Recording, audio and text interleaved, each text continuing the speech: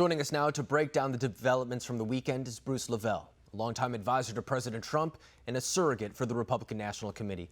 Bruce, before we really get into this, I want to get your response to what we saw over the weekend regarding these demonstrations. Yeah, Alex, thanks for having me. Well, I have my own testimony here in Atlanta. Small business owner here, 27 years, retail jewelry manufacturing, family business, my wife and I had the sad news to go visit one of my fellow business colleagues to show up to their consignment shop down in Buckhead to see that they were totally looted. And they were two African-American women-owned businesses, were totally just lost everything. Many of friends I had that had rocks and bricks and had some kind of effect to them in their community. And, really, Alex, the other thing about this is that we're just really starting to see a little light out of the COVID. And now this comes. So, when these small businesses, the big businesses cough, the small business catch the pneumonia and almost dies, Alex. So these are some of the things I saw in my own community in Atlanta and how devastating it was to see a mom and pop business owner lose everything, Alex. So it was a very sad time, that I witnessed. And I think when it comes to this, too, for example, when this first took place in Minneapolis, the big picture was that Target on fire. That was something that a lot of people were looking at as maybe the first act of very severe vandalism. And I didn't lose sleep over Target necessarily, but I did lose sleep over the individuals who count on going to Target to get some of their food, to get some of their supplies. And as well as those small businesses in that area, too, who people have put their life savings into and no longer have anything to return to once their businesses can indeed open up, as you were saying, after coronavirus is a little bit more under control. Those are the people that I do lose sleep over, because it's got to be such a hard thing to go back and not have something to go back to. I mean, it's something that adds to their livelihood on an everyday basis. So acknowledging the hardships that many people are going through right now, how should the White House be responding to this current crisis?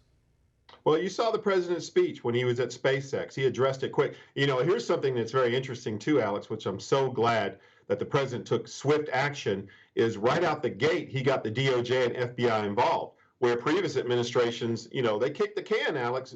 Bush and Obama kicked it a little longer, and you saw they almost burnt Ferguson to the ground of waiting so long. So I think, and respectfully, the president and Attorney General Barr have been on this like from day one. They've been monitoring, they've been watching this.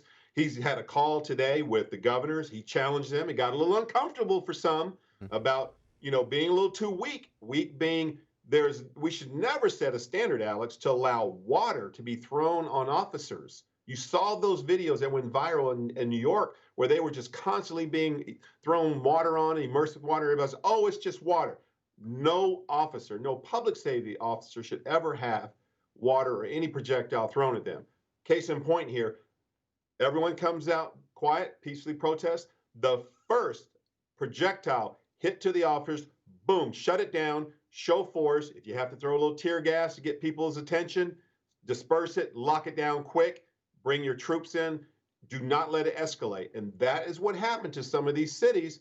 And thank God for Governor Kemp. He's got the Department of Corrections, GBI, Georgia State Patrol, city, county, sheriffs. He has all hands on deck. He has an army and the Georgia National Guard, Alex. And he showed a force, worked really good with Keisha Lance Bottoms in the city of Atlanta. Right.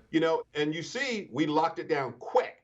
But as soon as those first projectiles come, we locked it down quick. And I think there's a lesson learned here. And we saw what happened to our Secret Service agents who are right on the front line. They were getting water thrown in and all that, and they held their ground. You saw the church burning. I was like, where's Metro Police? Come on, guys.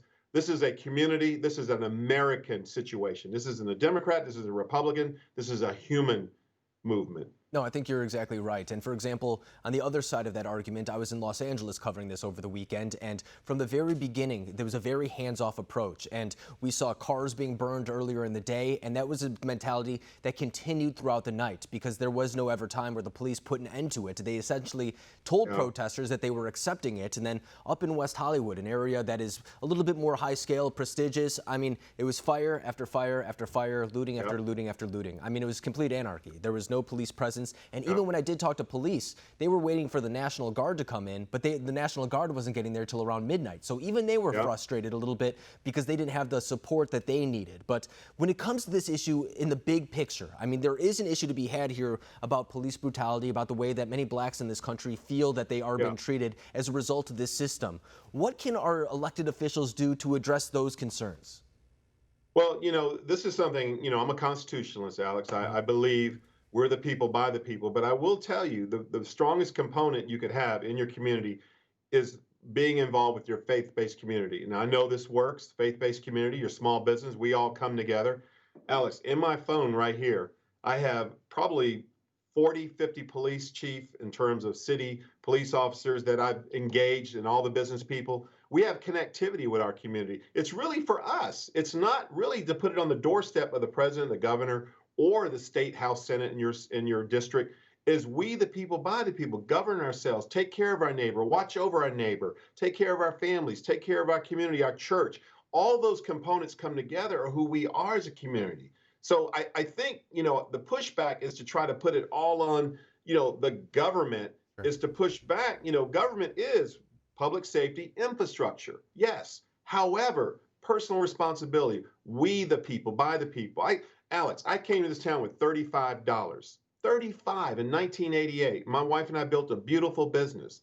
We worked hard, we prayed together, we joined our civics group, we got to know our elected officials, we got to know our police chief, we got to know our police officers, we had connectivity in the community. And that's really who we are. Yeah. And that's my prayer because I know that works. That's why some of these cities around here, they didn't get touched because of that connectivity. Yeah. So I think it's nothing new. It's just going back to our roots of who we are, Alex. I think you're right. And when I see people destroying these communities, to what you're saying, I don't think that these individuals are from those communities, because I don't think anybody wants to tear down the things around them that they rely on and hurt the people around them that otherwise are their friends or their neighbors. I think you're right on for saying that. And I think that the idea of personal responsibility definitely plays into this conversation. Bruce LeVell, I always enjoy having you on. Thanks for coming on tonight. Thanks for having me, Alex.